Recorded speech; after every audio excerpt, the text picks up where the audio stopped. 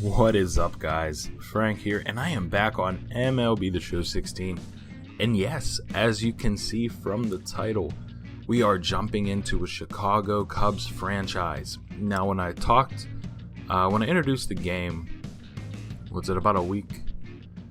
It's actually 7 days ago today, so this game's been out for a whole week. I'm having so much fun with this game, playing it way too much, but other than that, no complaints whatsoever. I wanted to do another franchise. I have the Diamondbacks fantasy draft franchise going right now. I talked about doing a fantasy draft franchise, which I picked the Diamondbacks because of their new uniforms and stuff. Obviously going to do a Pirates one because Pirates are my favorite team. And I always do a Pirates one, but I wanted to wait for the Operation Sports Forums rosters to come out. But for the Cubs, most of their guys that I have interest in using, the Bryants, Rizzo, Schwarber, Arrieta, Addison Russell, Dexter Fowler, Jorge Soler, they're all in the majors. And a couple of guys you might see during the season, like Alcantara, Baez, they're in the game as well. There's only a couple of their prospects that aren't in the game, but we're not going to worry about it because chances are we're not going to use them. And chances are there's a likeness to them in the minor league system. So if we want to make a trade or two, we can definitely do that. So here I'm going to pick the Chicago Cubs. I am still going to do a rebuilding franchise, but obviously we need OSFM rosters for that because we need the prospects. It's going to be one of the biggest part of the series. We're keeping everything bone stock here. No fantasy draft, no legends, no forced trades,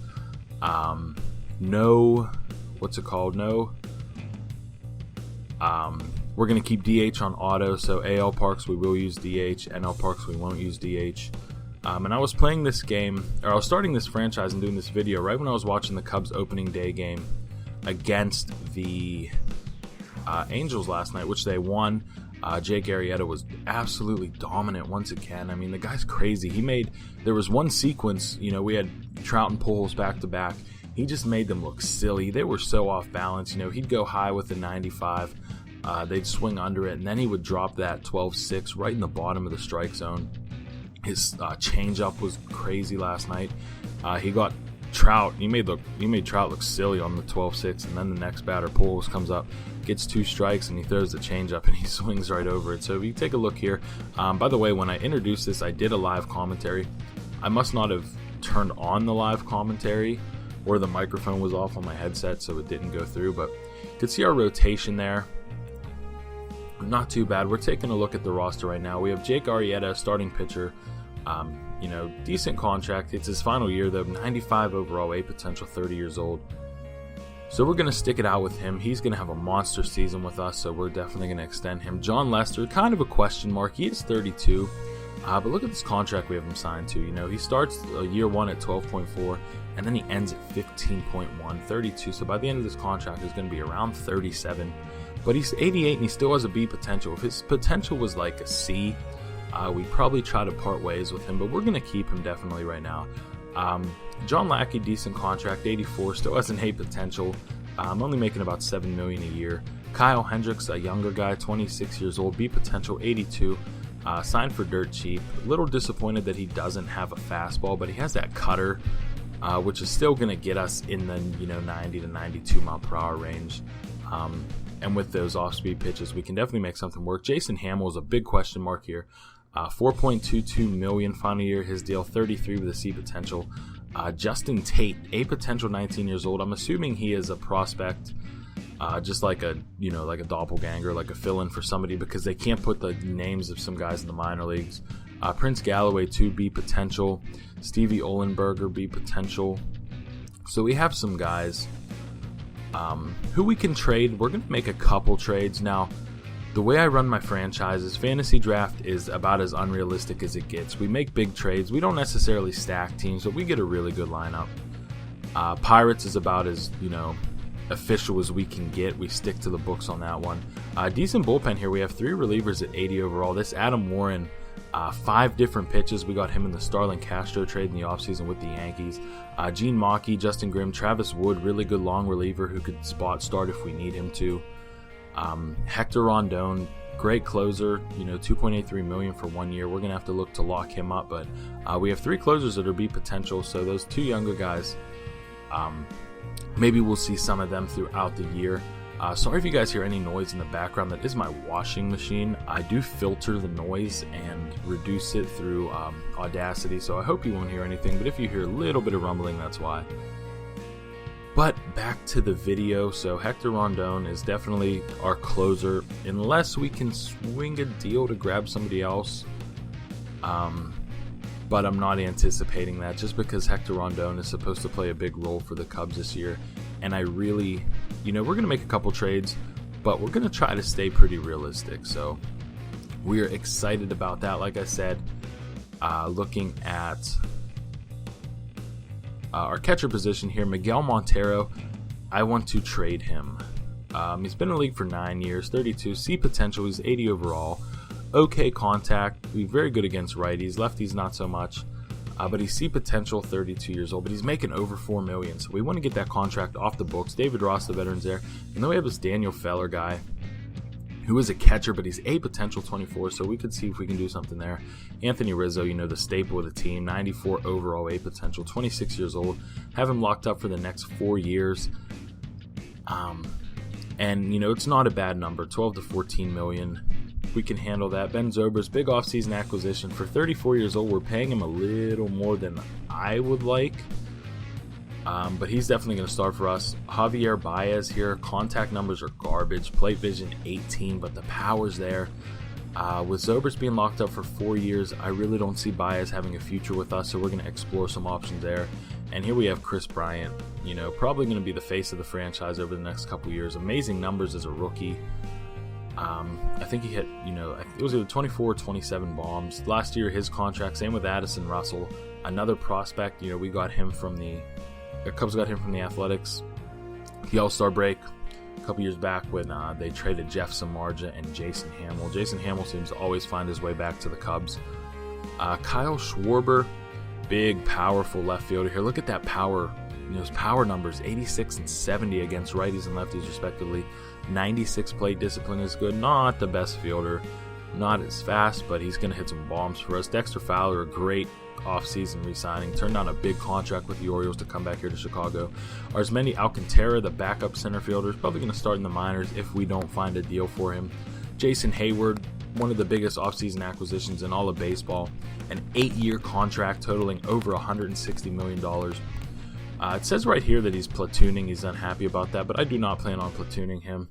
And I'm thinking that's why it says that, because I didn't get into the lineups yet, and I didn't get to mess with the lineups and set our lineups. But we're not going to platoon him. And Jorge Soler, one of our top prospects, really good power hitter, B potential, 80 overall, only 24 years old. Victorino is going to be gone. We're going to trade him almost $7 million. He's 35. He is off the Cubs in real life. I believe they designated him for assignment or just outright released him. So we're going to try to find a trading partner, and that's what we're going to do first here. See if we can get any decent offers for him. Again, not really sure exactly what we need to bring to the Cubs to make them a competitor for the World Series. I mean, right now, they're one of the favorites for the World Series. Even without adding anything, they're a favorite for the World Series. But, like I said, Miguel Montero, if we can find a decent trading partner, get him out and maybe bring in another catcher, and obviously we're going to get rid of Shane Victorino. Just dumping that $6.6 million contract is going to give us, $15-16 million in cap room. And that's going to be good, because when we get to the All-Star break, if we're only maybe 1 or 2 pieces away from, having a lockdown World Series club, we can afford to make a move to bring in somebody bigger, get rid of some of those A potential, B potential prospects, because this is the year for the Cubs, guys. A lot of people picking them for the World Series. I personally have them over Kansas City in the World Series. I know that ESPN has the Cubs over the Astros in the World Series, which I think is plausible if the Astros young pitching shows up. But we're looking here, we're not really seeing anything fantastic for Victorino. Some nice offers from the Pirates, but I'm going to be using a lot of those Pirates in the Pirates franchise, so I don't really want to trade for him here. Just like now, on the D-backs franchise, we have Chris Bryant at third base. We're probably going to trade him on that franchise just because we're going to be using him here. And the reason I run so many franchises, guys, I'm going to be running like 4 to 5 franchises simultaneously. It's going to be a little difficult, but, I really want to do more franchise games. It's the most fun I have playing this game. It's more fun than Diamond Dynasty, for me at least. It's more fun than Battle Royale. It's more fun than Conquest. So we're trying to, pair some of these younger guys with Victorino, just see if we can, snag somebody good. But like I said, we're probably going to trade Chris Bryant and Kyle Schwarber on the Diamondbacks franchise. My Diamond Dynasty squad, I know I haven't posted a gameplay yet. It seems like every time I try to record a gameplay, I get a freeze, and I don't really understand why. But my record isn't great because I've been doing a lot of that Battle Royale and Conquest and stuff like that. Here we get the offer of Hyunjin Ryu for this combination here of Victorino, Fields, and Feller. We're going to end up passing on that. This isn't a bad offer here, John Gray and Daniel Descalso. But as far as my Diamond Dynasty team is concerned, I do have Chris Bryant on third, and I have Jason Hayward in right. So I'm probably going to sell them on Diamond Dynasty and pick up somebody different. But right here, I love this trade. Tony Watson and Francisco Cervelli. That would take care of our catching problem. Watson, in my opinion, one of the top 5 left-handed relievers in the game. Or Mark Melancon in closing. It took everything I had not to accept that trade right away. But we're going to be seeing a ton of them in the Pirates franchise. The Pirate franchise is going to be, my dedication in MLB. The show 16. We had the offer of David right there. Maybe a couple years ago when the Cubs didn't have a third baseman. Well, they had Aramis Ramirez, but I was never too big of a fan of Aramis, even though he came to the Pirates last year for his last season. Didn't do too bad for us. But we see the offer of Evan Gattis. Not too bad. He has a ton of power. He can play catch. He can play right field. He can play left field. He can play first base. So there's not a lot of times where you're going to find a guy with 30, 35 home run power that you can put in 4 or 5 different positions. How about that offer? Albert Pujols. If you took an MLB game about 5 years ago, trading for Albert Pujols was the first thing I tried to do in every franchise mode, and it was impossible. You could never trade for Albert Pujols. You had to have a fantasy draft. You had to keep restarting it until you got the first overall pick so you could draft Albert Pujols. It's crazy that he's down to an 84 now. Now we're taking a look at this Justin Verlander offer. Throwing in Adam Warren there would clear up some more of the money, but Verlander's due $8 million over at least the next 4 years. It probably goes up a little bit, so he's probably due between 8 and 12 over the next 4 years. So that's eventually what's going to drive us away from this deal, just because I don't want to lock in $8 million for 5 years. And, put us in a position where we're dedicating that much to a pitcher who's going to be 30, 37, 38 at the end of his contract. So we eventually pass from that. Now we're looking over some of these trade options again, seeing if anything, jumps out to us. Try not to take all day with this, but I did want to take some time and go over some moves and just talk to you guys a little bit about the Cubs franchise. I'm really excited about getting this going. I actually recorded the first gameplay right after this video. Again, I did a live commentary to this, but somehow it didn't record, so I'll have to see what I screwed up there. Getting some good offers. We're going to back out. What we decided to do here is go find... we wanted a catcher, so we're going to go find a catcher that we want and do the suggest trade feature and see what they want for him. Now here we have a good option in Jonathan Lucroy, and the reason I'm going to try to trade for Jonathan Lucroy is we see that's a deal we can swallow, but we want to get Dexter Fowler out of there, so we're going to edit this offer, see if we can throw something in, because we want to keep Dexter Fowler there.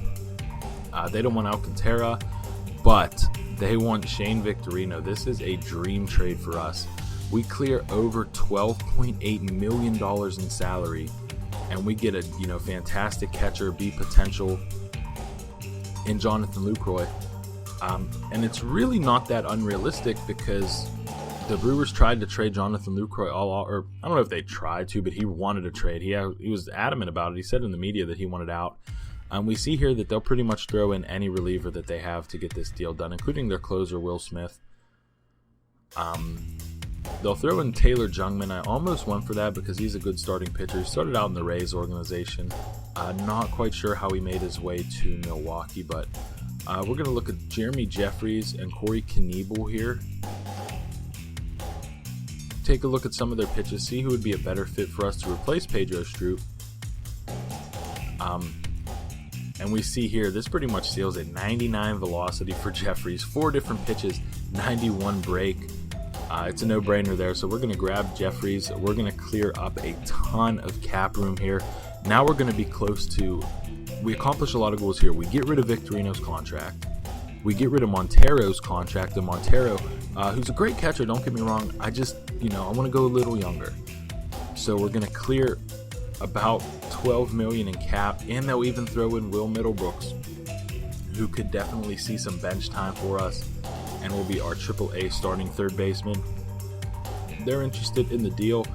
It's a go for us. We have now a new catcher in Jonathan Lucroy and $19 million in cap room. So that is a fantastic trade for us. And that's going to do it, guys. If I make any more trades, they're probably going to be smaller deals, and I will let you guys know. So thanks again for watching. Like if you enjoyed, subscribe if you're new. Really excited for